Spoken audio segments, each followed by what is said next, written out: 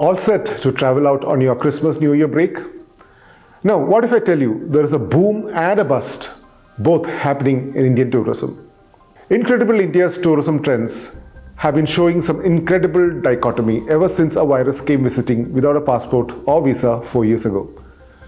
Right now, seeing crowds thronging the beaches of Goa this festive and party season, you may wonder, really a bust? Well, the truth lies between the lines. Two things happened since the pandemic. The scare of the novel coronavirus really shook a good chunk of people out of the save for a rainy day mentality, making Indians realize that you only live once, so you live it up right now. That saw Indians traveling more and more with a vengeance.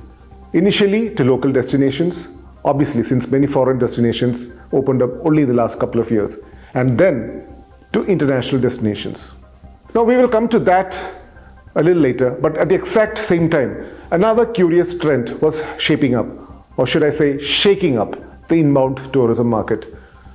The foreign incoming tourists just did not turn up, despite the fact that restrictions in place for the pandemic were fully lifted.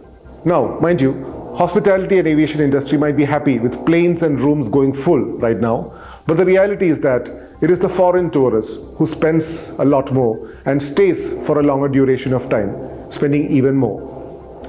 And they were missing. Before COVID, 1 crore 9 lakh foreign tourists came to the country in 2019. Now 5 years later, the annual figure is just above 90 lakh. With even the best estimate for 2024 saying we might just be able to match up to the pre-COVID figure of 1 crore 9 lakh this year and hopefully exceed it in 2025. Really, a veritable subcontinent that has it all, from snow to sea, mountains to beaches, culture to history, and food to nightlife. Well, kinda. Now the dismal 1 crore foreign arrivals, in itself so low compared to a small country like Thailand, which had 4 crore tourists this year. It sounds even worse when you look at its breakup. 1 out of 4 foreigners arriving in India are actually Indians living abroad and visiting their homeland.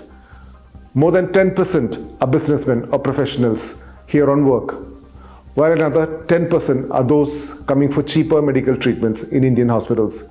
The number of actual tourists, those coming for leisure and recreation, comes down to just 46% of this 1 crore figure, which means roughly about 50 lakh if our tour operators are lucky. Now compare this to a city-state like Dubai, which is not even half the size of a typical Indian city. It has had more overnight visitors than the whole of India put together this year. Now ironically, many of these tourists visiting Dubai are Indians, an upwardly mobile urban middle class aspiring to see the world, fueling estimates of as many as 10 crore Indian tourists going on foreign trips by 2030, according to a report by Behaviour. The UK and France are the top choices, with significant demand for other European destinations as well. The windfall for airline companies flying them out by 2027 is estimated to be around 17,000 crore rupees. Wow! But then, Indians are traveling everywhere and foreigners are traveling everywhere. Why are these firings not coming to India? Well, the answer is part policy and part behavior change. Post-pandemic, an overwhelming focus of the high-spending Western tourist is to go to places to relax and have a good time. That means more often than not, scenic beaches, a vibrant nightlife, and an eclectic liberal way of life. That well rules India out, with its complex maze of local laws and anti-social, often bordering on the moralistic approach to partying and nightlife. Another more important reason is government policy, or the lack of it. Over the past several years, tourism promotion has been put on the back burner. Incredible India campaigns has more or less been stopped abroad, with Indian embassies being asked to take up the task. And whatever little effort that is there is being redirected into promoting religious circuits as well as domestic tourism. India Tourism was recently granted a 33 crore budget for Incredible India, but that may just not be enough to entice the ones that got away.